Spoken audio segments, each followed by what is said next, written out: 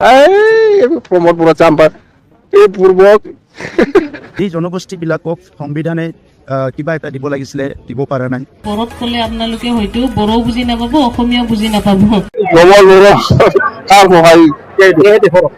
हाग्रामाया जेबायदि हारसा बुङो बेबायदि जागोन। बे कारणे आं हारसादि बुंगोन, निमाहा बियो। बे कारणे आं बर'दि बुंनो हाया। যি হওক, মই বড়োত ক'লে আপোনালোকে হয়তো বড়ো বুজি নাপাব, অসমীয়া বুজি নাপাব। মই 5 বছৰ চৰকাৰত থাকি বেলেগ বেলেগ বিষয়বিলাক চালোঁ। তাৰ ভিতৰত চবচে প্ৰয়োজন মই 5টা বিষয় লৈ ল'লোঁ। প্ৰমোদ বৰা চাম্পা এই পূৰ্বক কি জানে এই প্ৰমোদ বৰা সি যে পুৰা অত্যাচাৰ মানে বছৰত যিটো পইচা আহে সেইটো সি খাব জানে, সি কাম কৰিব নাজানে। এই প্ৰমোদ বড়োৰ কথা ক'লে মই হাঁহি যায়, হাঁহি উঠে। নাই ক'ত উন্নয়ন, কি উন্নয়ন কৰিছে সি? জিৰ'। প্ৰমোদ বড়ো জিৰ'। আপোনালোকে হয়তো বড়ো বুজি নাপাব, অসমীয়া বুজি নাপাব। গতিকে মই অসমীয়াতে কম। हाग्रामा सारना बै 700 कोटी थाखाजोंनो मोनब्रै डिस्ट्रिक्टखौ नायनांगौआव अफायबा खामानिया थालाङो। बर'दि भाषण होगोन बा हाग्रामाया जेबायदि हारसा बुङो बेबायदि जागोन। बे कारणे आं हारसादि बुंगोन, निमाहा बियो। बे कारणे आं बर'दि बुंनो हाया। যি হওক, মই বড়োত ক'লে আপোনালোকে হয়তো বড়ো বুজি নাপাব, অসমীয়া বুজি নাপাব।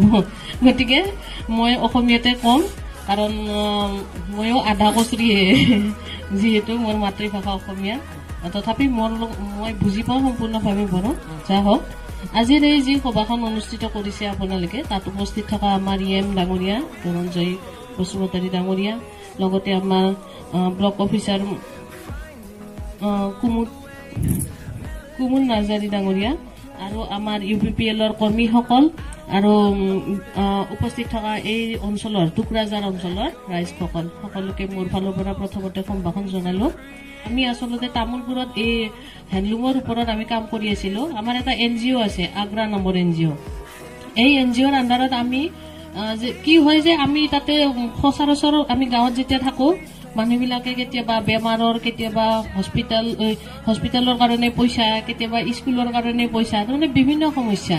কামৰ উপৰিও এনেকুৱা ধৰণৰ কাৰণে আমাৰ তাত যাই থাকে যে ছাৰ লাগে, বা ছাৰ নাথাকিলে কেতিয়াবা বাইদেউ হস্পিটেলত যাব লাগে, বেমাৰী আছে, পইচা লাগে বা কিবা লাগে, এনেকুৱা। তেতিয়া আমি ভাবিলোঁ আৰু সদায়তো আমি পইচা ক'ৰ পৰা দিম, আমি ক'ৰবাৰ পৰা মাৰি আনিব লাগিব, তেতিয়াহে আমি পইচাটো দি থাকিব পাৰিম। গতিকে ছাৰে ক'লে যে এনেকেতো নহ'ব, আৰু মহিলাবিলাকক আপুনি কি কাম দিব? মই যদি কওঁ যে চাকৰি কৰিব, আমি চাকৰি ইণ্টাৰভিউ ওলালেও আমাৰ গাঁৱৰ মহিলাবিলাক চবে চাকৰি নাপায়, কাৰণ আমাৰ যোগ্যতা নাই। আৰু বহু সময়ত কি হয়, ঘৰখন এৰি যাম। আমাৰ অকল হেণ্ডলুম বুলি নহয়, গাহৰি পালনৰ পৰা আদি কৰি যিবিলাক সহজতে আমি ঘৰত থাকি পেলাই কৰিব পাৰোঁ, তেনেকুৱা কাম বহুত আছে। কিন্তু যিহেতু ইমানো ডাঙৰ নহয় যে আমি গোটেই BTR অঞ্চলত আমি কাম কৰিব পাৰিম, সেইকাৰণে মই দাদাক ফোন কৰিলোঁ, দাদা আপুনি কিন্তু এটা ক্লাষ্টাৰ তাতে দিব লাগিব। দাদা বিৰাট এক্টিভ মানুহ। আপোনালোকে অলপ আগতে লক্ষ্য কৰিছিলে নাই বা নাজানো, মই যেতিয়া নিজে কাম আৰম্ভ কৰিছিলোঁ, মই সেইকাৰণে বুজি পাইছোঁ। এওঁ আপোনালোকৰ আধা সমস্যা সমাধান কৰি দিছে। কৈছে যে ট্ৰেইনিং দিয়াৰ কাৰণে আমি কিমান কষ্ট কৰিব লগা হৈছিল ট্ৰেইনিং লোৱাৰ কাৰণে, কিন্তু তাৰ কাৰণে আপোনালোকে জোৰকে হাত চাপৰি বজাক দাদাৰ কাৰণে। কাৰণ কি হয়, ট্ৰেইনিং লোৱাৰ বিৰাট সমস্যা। এই যেনে কৈছে যে জাকাৰ মেচিনটো আপোনাক দি দিব পাৰে, ময়ো কিনি দিব পাৰোঁ। ধৰক মোৰ পইচা আছে, মই এটা আপোনাক 30,000ৰ ভিতৰত আপোনাক মই মেচিন ছেট এটা দি দিলোঁ, আপুনি কেনেকৈ চলাব, তাতে কেনেকৈ কাপোৰটো বনাব, আপুনি এইটো নাজানিলে কেনেকৈ হ'বই নোৱাৰে।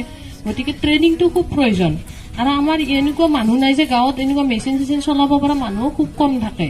গতিকে ট্ৰেইনিঙৰ যোনটো সমস্যা, দাদাই অলৰেডি কৈছে যে কেম্প পাতি হ'লেও আপোনালোকক শিকাব বিচাৰিছে। গতিকে সেইটো এটা বিৰাট ভাল। আৰু 2 নম্বৰ কথা, আমাৰ ব্লক অফিচাৰজনে যিটো আপোনালোকৰ ভৱিষ্যত কামনা কৰিলোঁ, এইখিনিয়ে কৈ মোৰ চমু বক্তব্যৰ সামৰণি মাৰিলোঁ। ধন্যবাদ।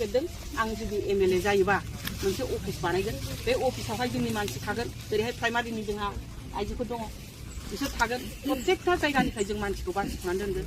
आरो जुदि नोंस्रा माबा मोनसे एप्लिकेसन होनो थाङोबा, होमबा बे अफिसाव जों जमा लाखिगोन आरो बिदि सोरनिबा न' खथरफोराव जिरायनानै थानांला। जमा लाखिनानै प्रत्येक सप्तायाव आं खेबसे पाब्लिकजों मिट खालायगोन, नोंथांमोननि सुखु दुखुखौ खोथाखौ खोनासंनो।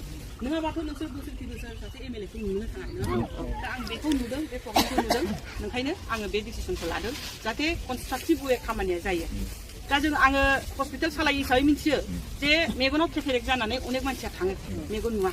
अपारेसन खालायनानै हो नेपालाव थांनो फैसायाबो गावनाबो थोजोबा ओजोंहाय नोङो बिदिनो थांनायावबो माबाजोबा दा जुदि आं एमएलए जायोबा आं मोनसे डिसिसन लानो हायो बोसोराव आं खमसे खम 200 जन मानसिनि मेगननि केटेरेक्टखौ चिकित्सा खालामना होगोन होननानै बुङोबा प्रत्येकटा गामिनिफ्राय साफा सानैयाथ' थाखायो जोङो बेफोरखौ खांनानै लेयार टु लेयार बेफोरबायदि खामानिखौ मावनो नाजागोन आरो दा दङ दा सासे एमएलए नि खामानिया मा बिथांनि खामानिया जाहैदों अबे अबे जायगायावहाय मा डेभेलपमेन्ट जायाखै खारन स्टेटनि सेन्ट्रेलनि बेसेबां फान्ड फैयो बेयो स्टेट होया एमएलए नि होया जोंनि बाहाय समस्थियाव गोलैफैयो दिनैहाय फिसा फिसौ जेनेबा अरुणोदय आसन बेफोरबो जोंना एमएलए नि दारासो फैयो विधवा पेन्सन मा पेन्सन जेसेबां नरेन्द्र मोदीया गोजौआवहाय डिसिसन लागोन पाब्लिकनि थाखाय बेफोर गासिबो एमएलए नि आखाइजों सफैजोबो ओंखायनो एमएलए सासेनि आखाइया बिराद गोरा आरो बेनि गेजेराव जुदि मिनिस्टार जाबावनो हायोबा सासे मिनिस्टारनि फान्डा बेसेबां 3000 कोटी गाहाम आरो हाग्रामा सारनि अल मोनब्रै डिस्ट्रिक्टनि फान्डा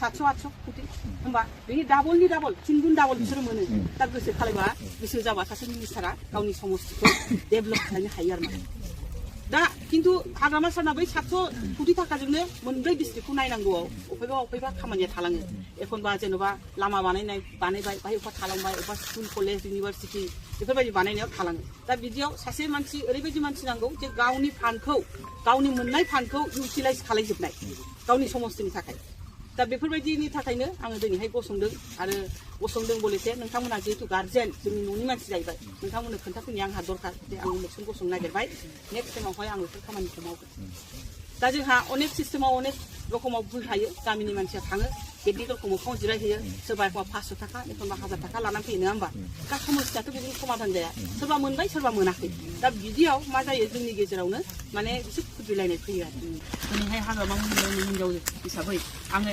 मोजां पजिसनाव थानानै गावनि बिजनेस मावनानै माने मोनसे मोजां लाइफ स्टाइल आंहा दङ बाहाय जुदि आङो पलिटिकेलाव फैयोबा आं बिदिनो हाग्रा बंग्रा लामा हाद्रि गुदियाव बेरायनांगोन नङा होमबा बयजोंबो रायलायनांगोन किन्तु सासे पलिटिशियाना बेखौ साननानै लानाया दरकार जे पलिटिशियान जाबा न' सिङावहाय बा अफिसाव जिरायनानै थानाया खामानि नङा दा जेरैहाय बिथांमोनहा फैनाय लगे लगे होनदों बै लामाखौ बानायनांगौ बै दालाङा माबाजोब्बाय दैलांबा खुरख'यो आरो अबेबा दालां गैया दा बेफोरबायदिखौ आं मारैहाय मिन्थिखो जे 10 बोसोरावहाय 10 बोसोर जाबाय आङो मोननै टार्म जाबाय फिसायनि थाखाय आं केम्पेइन खालायनांगौ खारन जोंना खोथायावनो दंखायो शास्त्रआवनो दं बे फिसाया जेखौ मावो बिसियाखौ सापर्ट खालायनांगौ ना होमबा दिनै आंनि फिसाया सासे अफिसार नङा सोरबा इन्जिनियारबो नङा जुदि आंनि फिसाया अफिसार मोनबा आं आलो रुमाव जिरायनानै थानो हागौमोन एसि रुमावहाय किन्तु जिहेतु आंनि फिसाया समाजनि खामानि मावग्रा नालाय बेना खामानियानो समाजनि ओंखायनो आंबो जेखि जाया मानो आंबो हाद्रियाव ओंखारनानै फैखाथारनांगौ मोनसे समाव दा बिदियाव आं नुनो मोन्दों जे दा बाहायथ' आं दिनैहाय गथाय फार्स्ट टाइम फैदों बे जायगायावहाय बिभिन्न जायगायावहाय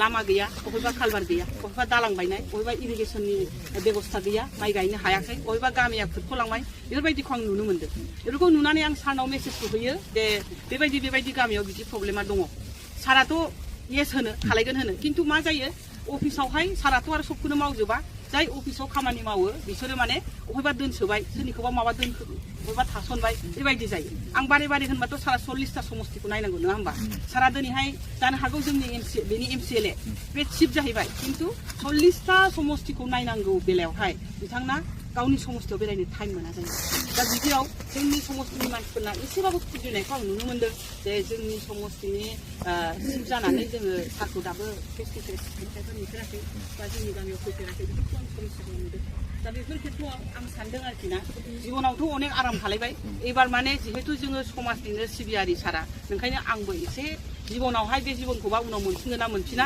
दा जिबन थानायावनो एसे गोरा थानायावनो समाजनि थाखाय खामानि मावलांसै आरो दा बे खेत्रआव सारा मावनो नागिरबाबो अफिसियेल खामानिया माखासेया थाथ'यो बे खेत्रआव दिनैहाय बे लामाया जानांगौमोन फुराना लामा बेफोरो दा बेफोर जायाखै नुफैनानै जोबोद गाज्रि मोन्दों दुखु मोन्दों नोंथांमोननि थाखाय जे मानसिफ्रा बिदि खस्थ' खालायनानै 2026आवबो दासिमबो लामा गैया माबा गैयाखौ नुबा जों एसे दुखु मोनो आरो दा बेफोर खेत्रआव नोंखायनो आं सानबाय आङो मालायखौ फन हरै अफिसाव फन खालामनानै होनहरबाय थाबाबो अफिसनि मानसिया गाज्रि मोनगोन जे मेडामा सब खोथायावनो इन्टारफेयार खालायो दा बे खेत्रआव जुदि आंनो जुदि एमएलए जायोबा होमबाथ' आंहानो राइट दङ आंहानो अधिकार दं लिरनायनि बे लामा जायाखै बै लामा जायाखै बै दालाङा जायाखै बे कालभार जायाखै बेबायदिखौ आं नायनो हागोन आरो